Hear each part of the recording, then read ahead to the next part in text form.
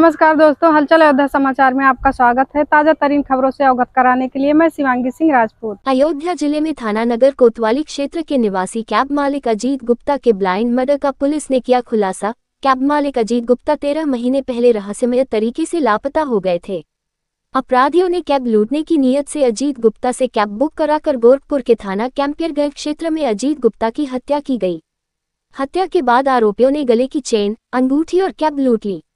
अजीत गुप्ता के शव को बिहार के मुजफ्फरपुर जिले के थाना सकरा क्षेत्र में फेंक दिया गया।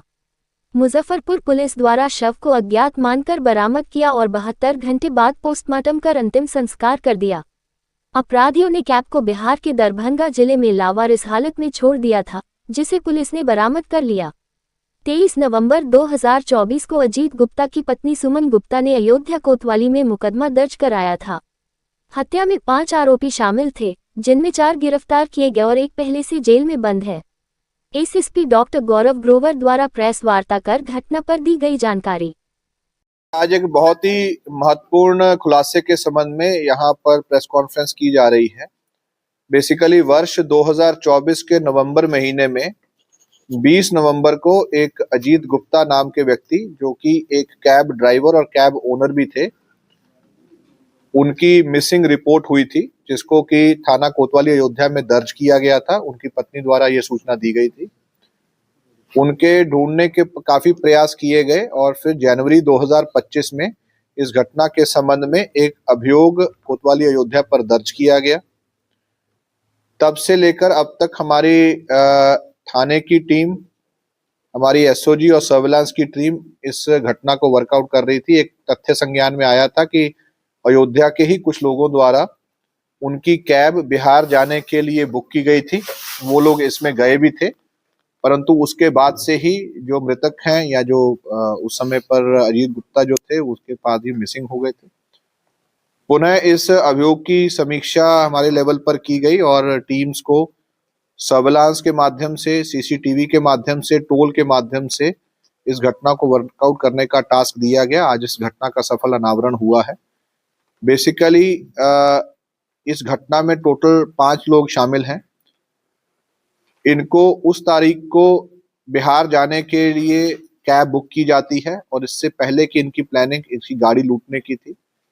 रास्ते में, बिहार के रास्ते में थाना कैंपियरगंज जनपद गोरखपुर में इस व्यक्ति की कार लूटने के प्रयास में हत्या कर दी जाती है और गाड़ी और डेड बॉडी को आगे बिहार जनपद मुजफ्फरपुर में ले जाया जाता है। वहां पर बॉडी को डिस्पोज ऑफ किया जाता है और फिर आगे दरभंगा जनपद में, जहां का कि एक अभियुक्त बलराम झा रहने वाला है, वहां पर गाड़ी को भी डिस्पोज किया जाता है। इस घटना कारित करने के कुल 4 अभियुक्तों को आज अरेस्ट किया गया है और 5वां, जो कि इस घटना का प्लानर भी है, मास्टरमाइंड भी है, जिसका कि नाम अनमोल मिश्रा है, वो इस समय पर पिछले कुछ दिनों से जनपद अयोध्या के ही थाना कोतवाली नगर से एक मुकदमे में जेल में निरुद्ध है। उसको भी इसका मुलजिम बनाया जा रहा है। इस घटना के संबंधित जो गाड़ी थी वो रिकवर कर ली गई है, जो कि अजीत गुप्ता जी जिसके ओनर थे, वो गाड़ी रिकवर कर ली गई है।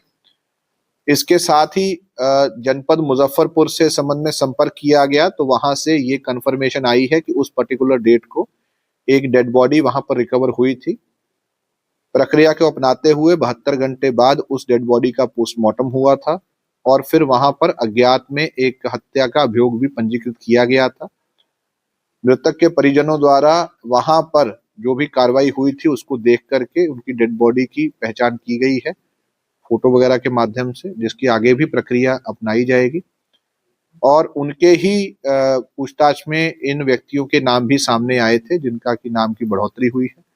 इन चारों को अरेस्ट करके जेल भेजा जा रहा है। अन्य भी जो बिलोंगिंग्स थी उनकी, कुछ उनके इम्पोर्टेंट पर्सनल जो चीजें थी वो भी इनके पास से रिकवर हुई हैं और पूछताछ में इन्होंने इस पूरी घटना किए जाने को कबूला है। इनको अरेस्ट करके जेल भेजा जा रहा है और जल्द ही इनके ऊपर गैंगस्टर की कार्रवाई की जाएगी। इस बहुत ही इम्पोर्टेंट इन्वेस्टिगेशन को, इस केस को वर्कआउट करने में हमारी एसओजी, सर्विलांस और थाने की टीम ने अथक मेहनत की है। जिसको देखते हुए प्रोत्साहन के लिए उच्च अधिकारियों द्वारा 1 लाख रुपए की धनराशि का रिवॉर्ड पूरी टीम को घोषित किया गया।